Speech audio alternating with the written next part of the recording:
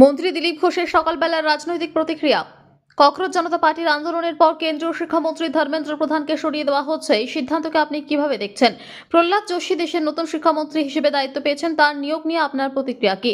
মুখ্যমন্ত্রী মমতা বন্দ্যোপাধ্যায় গতকাল আন্দোলনকারীদের সমর্থনে বাড়ির বাইরে বেরিয়েছিলেন। কুণাল ঘোষও প্রতিবাদে অংশ নেন, কিন্তু পরে লালবাজার পুলিশ তাকে গ্রেপ্তার করে। ঘটনাকে আপনি কিভাবে দেখছেন? ধর্মেন্দ্র প্রধানের পদত্যাগের পর কংগ্রেস সাংসদ প্রিয়াঙ্কা গান্ধী বলেছেন, এটি ভারতের যুব সমাজের জয় এবং শান্তিপূর্ণ ছাত্র আন্দোলনের ফল। তিনি আরও বলেছেন, এটি প্রতিটি শাসকের জন্য শিক্ষা। এই মন্তব্য সম্পর্কে আপনার মত কি? পশ্চিমবঙ্গের মুখ্যমন্ত্রী শুভেন্দু অধিকারী বলেছেন, কলকাতার আন্দোলনে যারা পুলিশ ও সংবাদ মাধ্যমের কর্মীদের উপর হামলা চালিয়েছে তাদের কাউকেই ছাড়া হবে না। এ বিষয়ে আপনার বক্তব্য কি? আগামী সোমবার 27শে জুলাই মমতা বন্দ্যোপাধ্যায়ের দিল্লির যন্তর মন্তরে গিয়ে আন্দোলনে যোগ দেওয়ার কথা ছিল, কিন্তু আন্দোলন শেষ হয়ে যাওয়ায় সেই কর্মসূচি আর হচ্ছে না। এই বিষয়ে আপনার প্রতিক্রিয়া কি? ককরোচ জনতা পার্টির প্রতিষ্ঠাতা অভিজিৎ দেবকে বলছেন, ঝুঁকতি হ্যাঁ দুনিয়া ঝুঁকানে সে। তার এই মন্তব্যকে আপনি কিভাবে ব্যাখ্যা করবেন? যেটা ঠিক মনে করেছে মাননীয় নরেন্দ্র মোদী আছেন, তিনি মনে করেছেন যে পদত্যাগ করার দরকার আছে, তো করেছেন উনি। সরকার সব রকম চেষ্টা করেছে, কথাবার্তা বলেছে। অনশন ভাঙার জন্য মাননীয় নাড্ডাজি নিজে গেছেন হসপিটালে এবং বারবার মিটিং হয়েছে।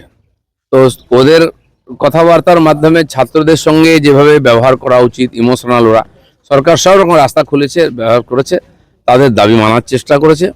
তো আর যেটা মনে হয়েছে সরকারের আজকে প্রয়োজনে সেটা করিয়েছেন ওনারা। কিন্তু দিল্লির রাস্তা গত প্রায় এক সপ্তাহের বেশি যে ছবি দেখছে, এটা কি আন্দোলনের ছবি বলে মনে হয়? দিলীপ ঘোষ তো দীর্ঘদিন রাজনীতির সঙ্গে যুক্ত। না, এটা আন্দোলন নয়, এটা তো উৎপাত। এটা দেশের সব মানুষ বুঝে গেছে। সরকার সেই জন্য কোনো কড়া স্টেপ নেয়নি। দেশের মানুষেরও বোঝা উচিত কারা আন্দোলনের নামে এইসব করছে। সেই সব লোক যারা বারবার দেশের বিরুদ্ধে ইস্যুকে এরা বেশি মদত দেয়, তো সেটা এক্সপোজ হয়েছে। সরকার তার কাজ যেটা করা সেটা করেছে। কুণাল ঘোষ তিনি গতকাল কালীঘাট তৃণমূল মিছিল করছিল এবং কিন্তু সেখানে পুলিশি কোনো অনুমতি ছিল না, জোর জবরদস্তি পুলিশের সঙ্গে বাদানুবাদ, তারপর পুলিশ তাকে আটক করে গ্রেফতারও করে। কুণাল ঘোষ একা হিরো হওয়ার চেষ্টা করছেন। বিধানসভায় বিনা কারণে উৎপাত করেন খবর হওয়ার জন্য, যে বাইরে এসে স্টেটমেন্ট দেন। তাদের এমপিরা অনেকে ওখানে দিল্লিতেও কেউ কেউ হন, ওখানেও সাসপেন্ড হন, এখানেও সাসপেন্ড হন। এই রাজনীতি করে পশ্চিমবঙ্গে কিছু করা যাবে না বা সাধারণ মানুষ নেবে না। পারলে অন্য কিছু কনস্ট্রাকটিভ করুন।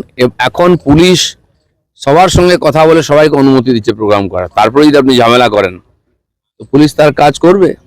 প্রতিনিধি বলে আপনি সব কিছু করতে পারেন না, মানুষকে অসুবিধা করতে পারেন না।